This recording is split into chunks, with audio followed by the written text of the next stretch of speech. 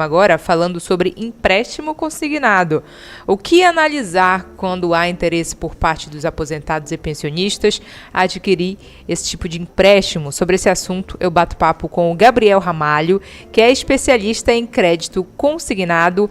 Está conectado já com a gente. Gabriel, boa tarde, seja muito bem-vindo. Muito boa tarde, Brenda. Prazer estar aqui com você e com toda a audiência para falar sobre o crédito consignado. Vamos lá, né? Primeiro explicar, Gabriel, para o nosso ouvinte internauta, porque empréstimos de créditos a gente tem a toda sorte, né? Vários tipos. O que é o empréstimo consignado? Qual é o diferencial dele dentre os outros? Boa. Toda vez que a gente fala a palavra empréstimo, é muito normal vir a conotação já negativa, né? Porque empréstimo remete a juros, remete a endividamento, a sujar o nome. Mas quando a gente fala do empréstimo consignado, é uma das melhores linhas de crédito se souber utilizar com responsabilidade e no momento correto, né? Falando o que significa o empréstimo consignado, qual é o diferencial do empréstimo consignado? Empréstimo consignado nada mais é que o empréstimo com desconto em folha, seja para um beneficiário, um aposentado, uma pensionista do INSS, seja para um servidor público, por exemplo, que é um servidor público municipal ou estadual, que faz o empréstimo e as parcelas são descontadas diretamente no salário. E uma das mais novas linhas de empréstimo consignado criadas em 2025 é o empréstimo para os trabalhadores seletistas, né, o chamado consignado privado, onde a pessoa contrata o empréstimo e a parcela é descontada diretamente no contra-cheque pelo RH da empresa. Qual que é a principal vantagem do empréstimo consignado? É a linha de crédito com a menor taxa de juros no mercado hoje para empréstimo pessoa física, né? Pela segurança que as instituições financeiras têm do desconto da parcela diretamente em folha, o empréstimo tem taxas de juros reduzidas, em vários casos, inclusive com uma taxa teto, que o governo chama às vezes até de taxa social, um juros reduzido. E também a pessoa pode estar muitas vezes negativada, com o nome sujo, mesmo assim ela consegue fazer o empréstimo consignado, em virtude até mesmo de pegar o consignado às vezes para poder limpar o nome, para poder quitar alguma outra dívida cara que a pessoa tem. A parcela é fixa, então a pessoa sabe que ela vai fazer em tantas vezes uma parcela de tanto e ela vai pagar do início ao final aquela mesma parcela. Essas são algumas das vantagens, das principais aí em contratar o empréstimo consignado.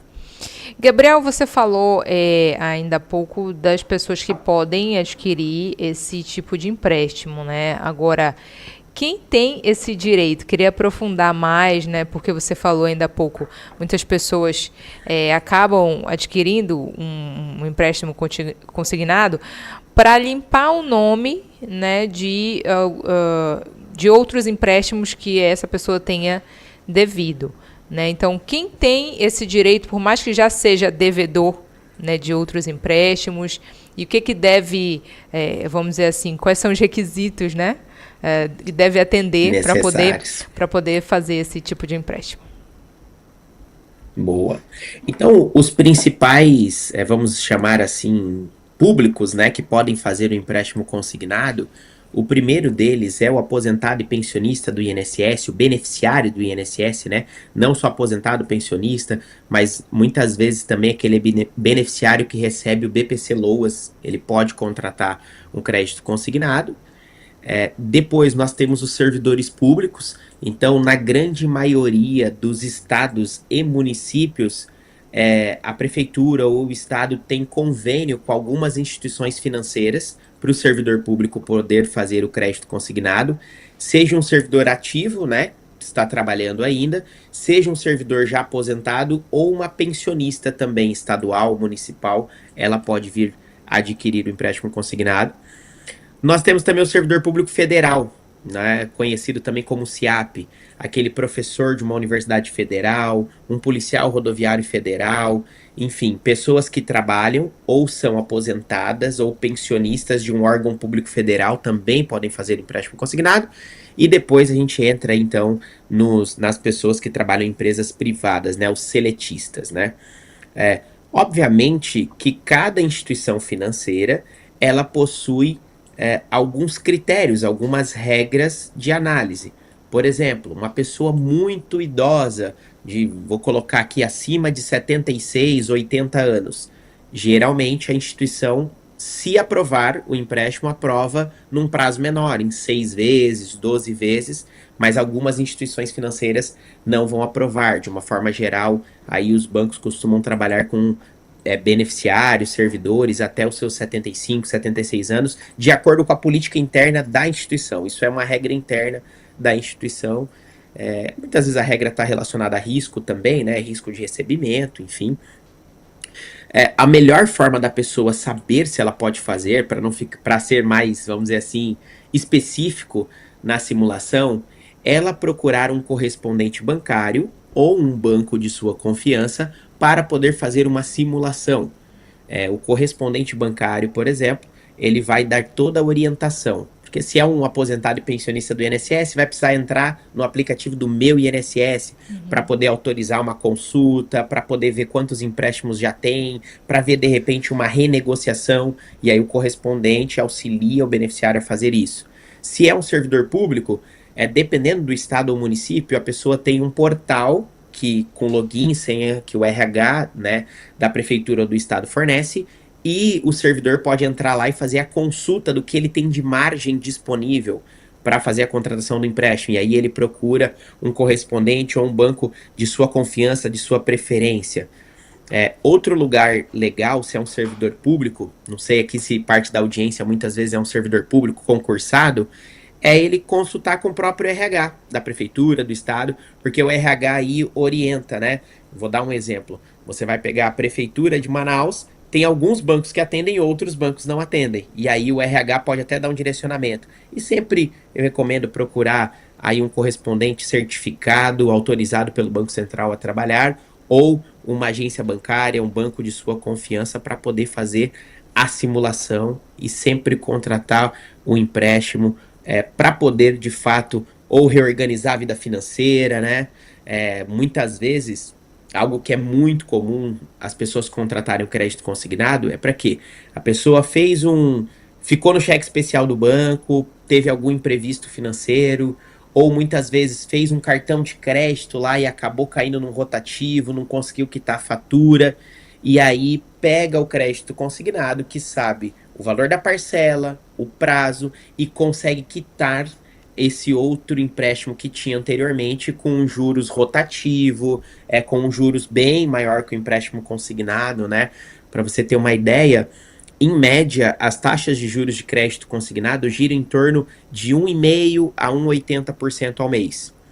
Quando a gente fala de um rotativo de cartão de crédito ou de um cheque especial, nós estamos falando de taxas médias de 8% a 15% ao mês, né? Então a gente está falando de juros bem menor, que acaba fazendo a pessoa conseguir ganhar esse fôlego, esse respiro.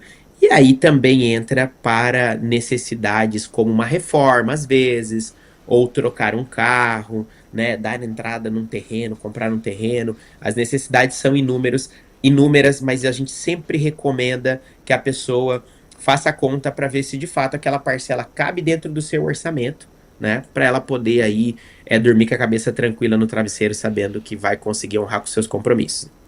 Agora, Gabriel, existe uma faixa de renda mínima que a pessoa precisa atender para conseguir um empréstimo consignado? Excelente pergunta, Brenda. Não existe hoje faixa de renda mínima para a pessoa poder contratar o crédito consignado. Existe sim uma regra em cada convênio, vamos dizer assim, convênio do INSS, convênio para os servidores públicos federais, convênio da prefeitura. Existe uma regra de percentual máximo que a pessoa pode comprometer da renda com parcelas de empréstimo consignado. Então, vou dar um exemplo. Numa prefeitura específica, o servidor pode fazer no máximo 30% do seu salário se comprometer com a parcela do empréstimo consignado. Não pode contratar mais do que isso. Então, a parcela máxima que ele pode fazer é aquela. Agora, renda mínima, renda máxima, não existe nenhuma regra relacionada à questão da renda. Geralmente os bancos têm a regra é geral do convênio da margem, o percentual, né, que ele pode comprometer, e os bancos geralmente têm a regra ali com relação à idade ou, por exemplo, o tipo de benefício, né? Vou dar um exemplo. É mais fácil eu falar quem não pode fazer, porque, de uma forma geral, todos beneficiários do INSS, servidores públicos podem fazer. Gabriel, mas dentro do INSS, quem que não pode fazer? Uma pessoa hoje que ela recebe um auxílio-doença, que não é um benefício que ele vai durar para a vida toda. A pessoa pode, na próxima perícia do INSS, vir a perder esse benefício. Aí ela não pode fazer o crédito consignado. Para um servidor público contratado, que está trabalhando ali na prefeitura durante ali muitas vezes os 4 anos ali que ele foi contratado, né? Ou um ciclo específico, a grande maioria das instituições não atendem. Uma que outra que atende em exceção, num prazo menor. Então, o contrato da pessoa é de 3 anos, 4 anos, o banco atende. Alguns bancos em exceção atendem esse servidor, porém num prazo máximo dentro daquele que é o vigente do contrato. Se foi renovado o contrato, aí ele pode fazer um refinanciamento, pode fazer um novo empréstimo. Então, empréstimo consignado ele é muito bom para o juros ser reduzido, mas sempre o que os bancos analisam é o quê? Risco, né, de recebimento. Então, o servidor que ele é concursado, a gente sabe que ele tem uma estabilidade, faz, legal. Uma pessoa numa idade média aí, até os seus 75 anos, faz no prazo máximo também. Acima disso, o banco começa a analisar pelas pesquisas, né, que mostram que a partir dessa, essa é a média de idade do brasileiro. Acima disso, o banco já começa a liberar o empréstimo num prazo menor, ou dependendo, uma pessoa aí de 85, 90 anos, é difícil alguma instituição financeira que vai aprovar, não só o consignado, mas também um crédito pessoal, até mesmo um financiamento imobiliário em virtude aí de ser uma idade mais avançada. Agora, Gabriel, existem alguns cuidados que é necessário para a pessoa que é interessada a fazer esse tipo de empréstimo que deve tomar, né? No caso, tem muitos golpes que acontecem, né, que acabam se utilizando desse mecanismo do empréstimo consignado. E aí eu te pergunto, né, o que as pessoas devem se atentar nesse sentido para não cair no futuro golpe? Excelente pergunta, Brenda.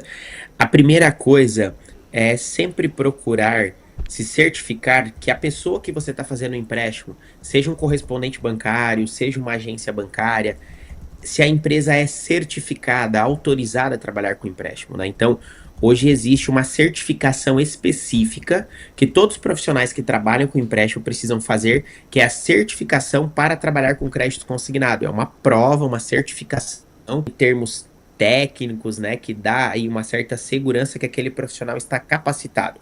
Então, se certificar que a empresa, o profissional que está te atendendo é um profissional certificado, autorizado a trabalhar com crédito consignado.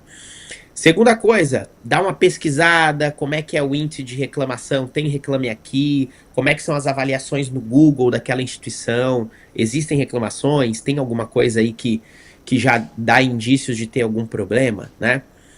Terceira coisa, não fazer nada no impulso sem analisar de fato os dados do contrato. Tá? Uma vantagem do empréstimo consignado é que o valor do empréstimo, ele obrigatoriamente precisa cair na conta do beneficiário ou do servidor. Então, se eu, Gabriel, estou fazendo um empréstimo, o dinheiro tem que cair na minha conta, não pode cair na conta de um terceiro. Então, isso é regra. Beleza, isso dá uma segurança. Mas a outra segurança é que a pessoa que está contratando o consignado analise o contrato, principalmente. O valor que está no contrato é o valor que eu estou contratando? O prazo que está no contrato, eu estou ciente, eu estou de acordo? O valor da parcela que eu estou contratando, estou ciente, é a parcela de fato que eu negociei? Essas são as 3 principais coisas: valor do contrato, o prazo e o valor da parcela, antes da pessoa fazer a assinatura. A assinatura, em 99% dos casos, é feito através de uma assinatura digital, né? Então, faz-se uma biometria facial, né? Confirma todos os dados, mas a pessoa ter a certeza, a segurança ali que o dinheiro vai cair na conta dela, tem os dados bancários dela no contrato e que todos os valores estão dentro daquilo que foi acordado, né? E além disso, eu acho que pensando nessa linha de segurança, se a pessoa se sente que ela não é tão instruída para poder ler o contrato, para poder fazer, procurar um familiar, um amigo, um vizinho que seja mais instruído para poder acompanhá-la, para poder, olha, de fato, seu fulano, aquilo que você está contratando de empréstimo, está aqui todas as informações e tal, procurar a ajuda de alguém aí que seja mais, às vezes, mais jovem ou mais instruído para poder analisar, né? Obviamente que eu acho que aí a gente não fala de segurança, mas fala de cuidados. Não fazer o empréstimo de forma compulsiva, sem necessidade, né? Porque por mais que os juros é baixo, tem juros, né? Então, sempre a pessoa. Eu não recomendo fazer empréstimo, às vezes, para um terceiro que você não sabe se vai conseguir te pagar, se vai conseguir, né? A não ser que seja uma situação de saúde, uma situação de urgência mesmo, né? Que você precisa ajudar aquele terceiro. Se certificar, né, que você vai conseguir honrar com aquelas parcelas, não tomar decisão de forma compulsiva, sem fazer conta se não vai se apertar depois, porque aquilo que pode ser uma benção acaba se tornando um problema se a pessoa não toma a decisão analisando de fato se vai conseguir honrar com aquele compromisso. É isso que eu iria te perguntar agora, Gabriel, como é que as pessoas podem avaliar, né, se precisam desse tipo de empréstimo especificamente, como eu falei, existem vários, né?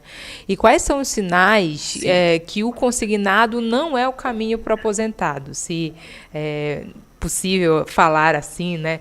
Porque a gente está vendo aí que o consignado, como você falou, é mais vantajoso devido aos juros. Boa. Olha, se você vai fazer uma contratação, se você precisa contratar empréstimo para reorganizar suas finanças, eu sempre recomendo você fazer contas, né? Então, por exemplo, o que é que está atrasado? O que é que eu estou devendo? Para quem que eu estou devendo? Qual é o valor que eu tenho em aberto? Quais são os valores das dívidas que eu tenho em aberto?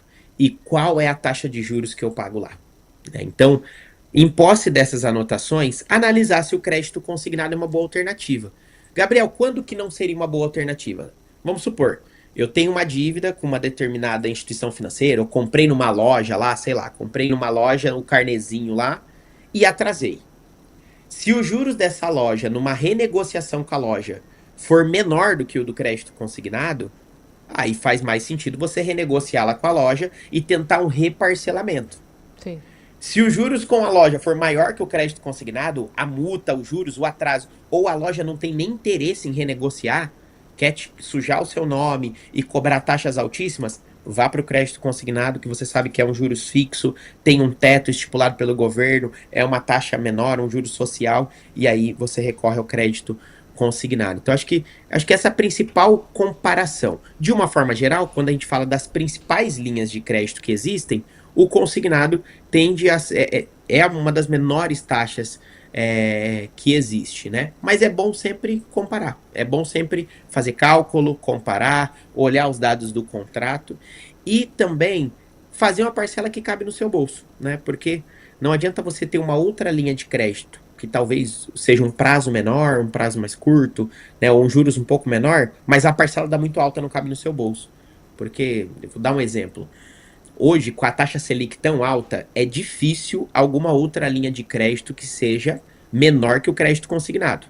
Porque como a Selic está alta, as taxas, por exemplo, de um financiamento de veículo, elas estão maiores do que antigamente e não tem teto. O governo não pode colocar um teto para os bancos financiarem um veículo. No consignado, como vincula aí o governo coloca uma taxa teto.